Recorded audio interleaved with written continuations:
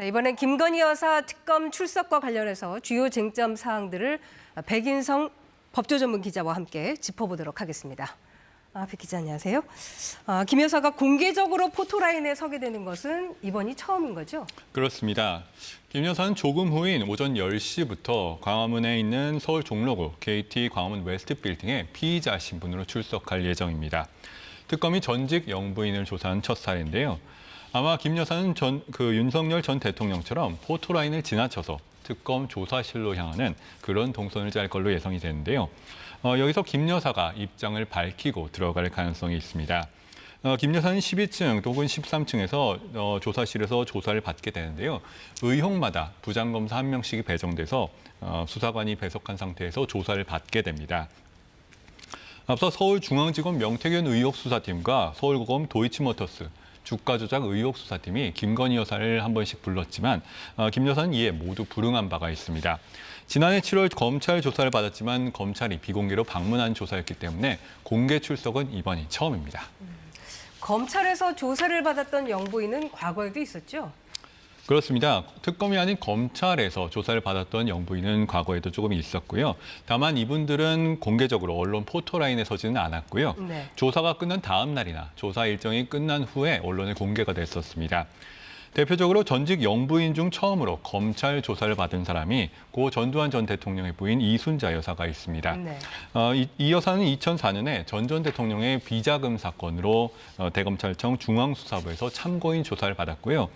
또 고 노무현 전 대통령의 부인 권양숙 여사도 2009년에 사저가 있는 봉하마을과 가까운 부산지검에서 대검 중수부의 조사를 받았었습니다.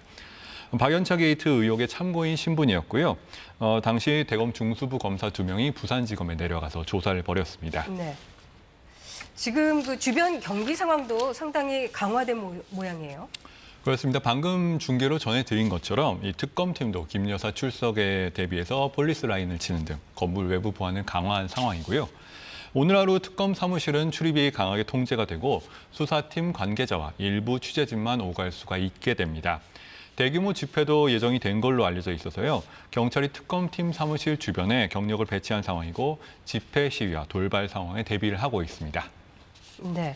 김 여사는 어떤 경로를 통해 이 광화문 특검 사무실로 오게 되나요? 네, 일단 김 여사 사저인 서초동 아크로비스타로부터 광화문 특검 사무실까지는 아마 반포대교를 건너는 경로가 가장 가까운 걸로 알려져 있는데요.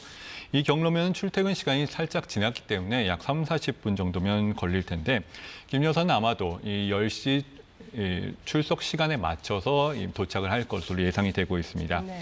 김 여사의 경우에는 윤 전 대통령의 헌법재판소 파면 결정으로 인해서 별다른 예우가 없고 별도의 교통 통제도 없는 걸로 알려져 있기 때문에 다소 시간이 걸릴 가능성이 있습니다. 네. 김 여사가 이제 포토라인에 서서 뭐 대국민 사과라든지 어떤 입장을 밝힐지도 상당히 관심인데 윤 전 대통령의 경우는 전혀 답변을 하지 않았잖아요. 취재진의 질문에. 그렇습니다. 김 여사는 어떻게 될까요? 이번에 김 여사가 아직 어떤 입장을 밝히겠다 이런 메시지가 나오지는 않았는데요.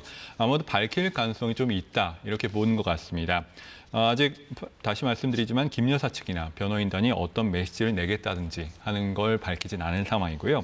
다만 김 여사 측에서는 제기됐던 의혹들에 대해서 전부 부인을 하는 입장이기 때문에 현실적으로는 성실히 조사를 받겠다는 정도의 메시지를 낼 가능성이 있어 보입니다.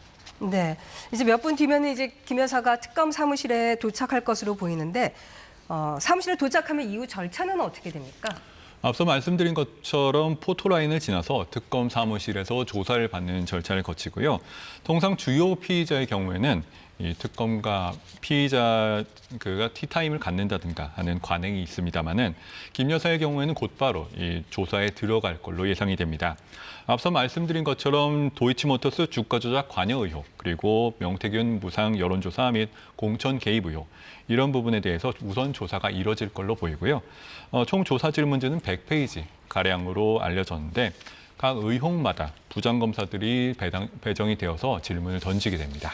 네, 일단 다른 소식을 먼저 전해드리고 나서 이 소식 백 기자와 함께 알아보도록 하겠습니다.